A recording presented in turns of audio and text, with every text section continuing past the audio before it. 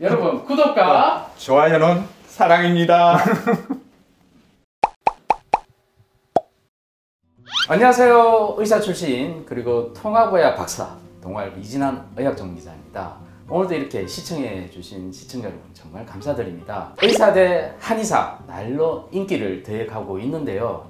이번 주제는요, 누구나 한 번쯤 걸렸을 법한 질환입니다. 바로 비염입니다. 오늘도 국내 최고 전문가 두 분을 모시고 이야기를 풀어나가도록 하겠습니다. 구독과 좋아요 눌러주세요. 자, 안녕하세요. 안녕하십니까. 네, 오늘도 이렇게 의사와 한의사와 의사 두 분을 모셨습니다. 자, 각자 소개 부탁드리겠습니다. 안녕하십니까. 건국대학교 이비인후과의 조지훈입니다. 갑산 한의원의 이상권이라고 합니다. 네, 두 분이 국내 비염이라면 정말로 환자도 많이 보시고 경험도 많으시고 소문도 많이 나셔서 제가 직접 이렇게 초대를 했습니다. 원인이 뭡니까? 한의학적으로. 본래 비염을 한의학에서는 감기와 비염은 다르지 않다 이렇게 봤기 때문에 네네. 그래서 이제 비염이 걸리면 대부분 이게 감기 후유증으로 온다. 감기가 걸리는 것이 대부분 우리 한의학에서는 폐가 기능이 떨어지거나 냉하면서 왔다 이렇게 보기 때문에 폐를 따뜻하게 하거나 네네. 그렇게 하는 치료법을 많이 썼죠. 네. 자, 이게 의학적으로 비염 원인이 뭡니까? 의학적으로도 급성 비염의 원인은 바이러스입니다. 감기 바이러스가 가장 네네. 흔하고요. 네. 그 다음에 살짝 세균도 감기의 원인이다라고 생각하는데 그건 이제 후유증으로 발생하는 거고요. 그러면 주로 감기의 90% 원인이 바이러스고, 네. 그럼 감기 때문에 비염이 생긴다. 또 동의하십니까? 그렇죠. 바이러스가 네. 일반적인 네. 급성 비염의 원인이다. 그거는 뭐 맞는 말입니다. 야, 그럼 급성 비염에서 만성형으로 또 넘어갈 수도 있지 않습니까? 그렇죠. 그때도 감기의 원인입니까? 그때는 좀 달라집니다. 달라집니까? 네. 네네. 그때는 네네. 주로 만성으로 넘어가는 이유는 알레르기 비염이라고 알려져 있기 때문에요. 그때는 그렇습니까? 꼭 그 원인은 아닙니다. 자, 그럼 만성비염 넘어가는 거는 그것도 감기의 부작용입니까? 보통 우리가 한의학에서는 외한 소결이라 그러는데 네네. 찬기운이 들어오면 그것에 저항하기 위해서 우리 몸이 열을 내거나 방어작용을 하기 때문에 네. 그래서 2차적으로 감염이 되거나 염증이 생기거나 이렇게 하면서 이제 만성비염으로 빠진다고 이렇게 한의학에서는 설명을 많이 해놨죠. 네네. 자, 만성비염. 아무튼 이게 일반인들이 사실은 급성비염 또는 만성비염 이게 좀 헷갈릴 수도 있는데, 자, 의학적으로 만성, 급성 요거 좀 차이가 있습니까? 증상이? 네. 네네. 확연한 차이가 있는데 제일 명확한 거는 말 그대로 만성이다 그러면은 의학적으로는 적어도 3개월 이상 비염 증상이 계속될 때를 만성 비염이라고 그러고요. 반면에 급성 비염은 대부분 2주 안에 끝나는 걸 급성 비염이라고 말하고 있습니다. 자, 원장님, 그러면서 좀 콧물이 많이 생기면 또 뭐 뒤로 넘어가서 뭐 또 기침도 하고 그러지 않습니까? 네, 그걸 후비루라고 보통 후비루. 이야기를 하는데 네네. 선조 임금이 그 병을 굉장히 오랫동안 앓으셨거든요. 네. 선조 임금이 뭐라고 이야기하냐면 감기가 끝났는데 자꾸 코가 뒤로 넘어가면서 기침이 나면서 그다음 목에 이물감이 생기면서 그다음 본인 목이 쉰다 이렇게 이야기했는데 사실 지금 증상을 보면 거의 비슷한 증상이지 않습니까? 네네. 그래서 이제 허준이라는 우리나라의 최고의 어떤 뭐 한의학의 유명한 동의보감을 지으신 분이 처방을 내렸는데 청금강화탕이라는 처방을 내렸고 그다음에 그것 말고도 이제 특별하게 한 가지 약을 추천을 했어요. 뭐냐면 뽕의 껍질, 네. 상백피라고 해서 뽕 껍질을 이 꿀에 담가서 볶아서 먹었는데 그걸 이제 굉장히 많이 드시고 좋아지셨다. 그럼 의학적으로 후비로 그러면 굉장히 많이 알려진 질환 아닙니까? 그렇죠. 네.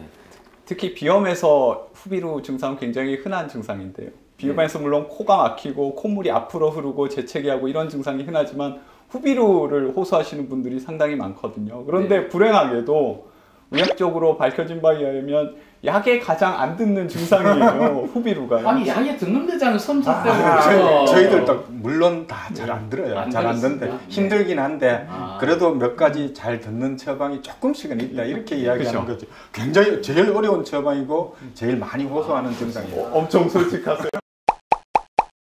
자, 우선 이번 의학적으로 먼저 치료를 어떻게 합니까? 과거에는 사실은 항생제를 저희들 많이 썼었거든요. 그런데 네네. 이제 항생제가 감기에는 별다른 효과가 없다라는 게 밝혀졌습니다. 아, 그렇죠. 그래가지고 네. 항생제 치료하는 사람들은 국가에서 막 발표하고 그러더라고요. 그렇죠. 못 쓰게 하고 못 쓰게 사실은 하고. 그게 맞는 입장이라고 생각을 하고요. 그래서 네네. 저희들도 이제 항생제를 쓰는 거는 많이 줄였고요. 네네. 열이 나고 아프면은 이제 해열 진통제 쓰고요. 네. 그 다음에 비염약을 가끔씩 써요. 한약적인 치료 얘기 들어보고 저희 하겠습니다. 같은 경우는 이제 환기하고 배설하는 걸 위주로 합니다. 코라는 것이 사실은 열린 구멍이기 때문에 끊임없이 창문 열듯이 열어야 되거든요. 열면 자연이 들어와서 자연스럽게 습도 온도를 잘 조절할 수 있어야 하는 것이 가장 핵심이다. 이렇게 보기 때문에 약물을 쓰더라도 신유화라는 약을 주로 쓰는데, 신유화는 뭐냐 하면 목련꽃 봉오리예요. 목련꽃 봉오리는 보통 이 꽃이 떨어지면서부터 봉오리가 만들어지기 시작해 그 다음 해에 이게 다시 꽃을 피우거든요. 오랫동안 피려고 하는 힘들을 우리가 이제 농축했던 힘들을 빌려서 코에 약으로 쓰면 콧구멍을 잘 뚫어주는 효과가 있고, 그 다음에 침을 쓸 때도 우리가 이제 합곡이라든지 액문이라든지 이런 침을 쓰는데, 합곡해를 찌르면 콧구멍이 이 산꼭대기에 올라와서 콧구멍을 확 뚫어주는 효과가 있다는 거고, 여기에다가 이거는 소화가 안 될 때 누르는 건데. 예, 그런데 골짜기 사이에서 바람이 일어서 그게 이 머리라는 산으로 올라가서 콧구멍을 틔워준다, 이런 의미가 있고요. 아, 그래요? 그럼 우리가 막 눌러도 코가 물론 뭐 침을 놓는 게 제일 좋지만 네네네. 이렇게 자극을 해도 좋겠죠. 네. 그리고 여기는 또 액문이란 혈이 있어요. 액문이란 혈은 이제 뭘 또 배우려고 하세요? 의사분이. 액문은 이제 코에 우리가 배설을 시켜야 되잖아요. 그러니까 액이 나와서 점액이 나와서 이물질을 잘 배설을 시켜야 되는데, 액문을 찌르면 액이 잘 나와서 코가 시원하게 배설하게 하는 그런 작용을 한다, 도운다, 이렇게 해서 환기 배설하는 약물들을 굉장히 많이 씁니다. 그러면 이제 비염에 대한 평소 예방법에 대해서 한번 또 얘기를 나누도록 한데요. 감기가 안 걸리는 게 뭐 급성 위험성 가장 중요하니까요. 겨울철에 많이 모여 있는 곳 안 가시는 게 좋고, 마스크 쓰시는 거 상당히 도움이 됩니다. 아, 요즘 뭐 마스크 네, 그렇죠. 요즘 사실은 이 코로나 때문에 마스크 쓰고 나서 감기 환자가 부쩍 줄었어요. 아니 그 여름에도 감기 걸리지 않습니까? 그렇죠. 여름에 도는 바이러스들도 있는데 종류가 약간 다르긴 하고요. 네. 그래도 마스크 쓰시면 많이 도움되고, 손발 주로 손발에 묻혀서 손에 묻어서 또 코로 가는 거거든요. 네. 손 깨끗이 씻으시면 예방에 많은 도움이 되겠습니다. 그런데 이제 저희들은 좀 더 이렇게 적극적으로 하자면 네. 이제 생강하고 대추를 집에서 끓여서 먹으라고 이야기를 많이 해요. 왜냐하면 생강은 맵기 때문에 폐를 따뜻하게 해주고, 대추는 안에 진액이 많이 들어있잖아요. 그래서 그 진액이 코 안에 들어와서 점액을 보태주는 역할을 같이 한다, 이렇게 하기 때문에. 알겠습니다. 자, 돌발 질문 하나 하고 마치도록 하겠는데요. 이 치료 기간과 치료 비용이 어느 정도 들까요, 대개? 급성비염에서요.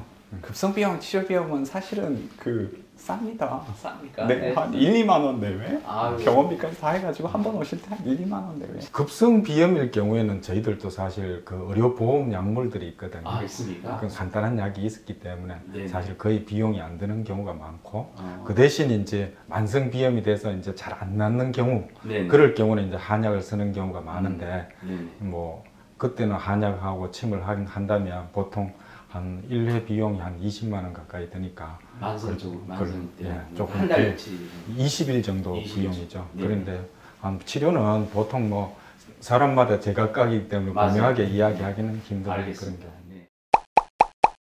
자, 의사 대 한의사, 이번 시간은 비염에 대해서 알아봤습니다. 시청자 여러분, 비염이 생겼으면 여러분들은 어디로 갈 것인지, 여러분 선택은 여러분들의 몫입니다. 자, 재밌게 봐주셨으면 구독과 좋아요 눌러주시고요. 다음 시간 또 뵙도록 하겠습니다. 감사합니다. 네, 감사합니다. 감사합니다. 네.